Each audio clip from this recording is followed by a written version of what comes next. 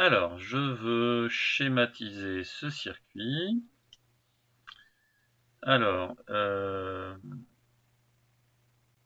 hop, voilà, ce sera mieux. Alors, qu'est-ce qu'il y a sur ce circuit? Dans ce circuit, on voit que il y a donc le générateur. Le générateur est relié par sa borne plus à un interrupteur. L'interrupteur est relié ensuite avec une lampe, et après la lampe, je vois qu'il y a un fil de connexion qui va jusqu'au générateur. Donc je vais dessiner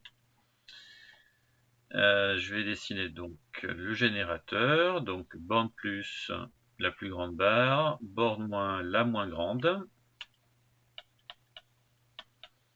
Ensuite, je vais dessiner les fils. Alors le fil qui va à l'interrupteur, donc ici je dessine le fil qui va à l'interrupteur.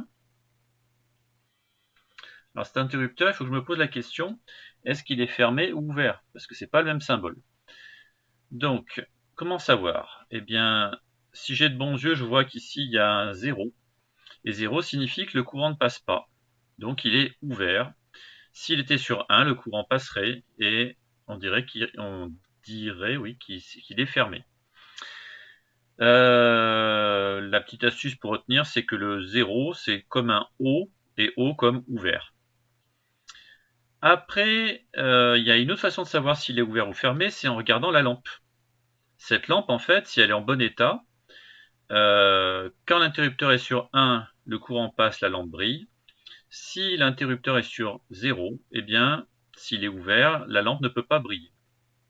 Là, je vois qu'elle ne brille pas, donc j'en déduis que l'interrupteur est forcément ouvert. Donc je vais dessiner un interrupteur ouvert.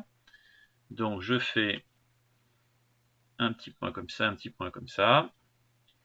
Et ensuite, je vais dessiner ceci. Voilà, donc là j'ai dessiné l'interrupteur ouvert. Après, entre l'interrupteur et la lampe, il y a visiblement rien, mais vous vous souvenez que derrière la plaque, il y a une connexion. Donc je dessine le fil de connexion. Après le fil de connexion, il y a donc la lampe. Voilà, le trait, la croix, hop. Et après cette lampe, qu'est-ce que j'ai? J'ai un fil qui retourne à la borne moins. Comme ceci.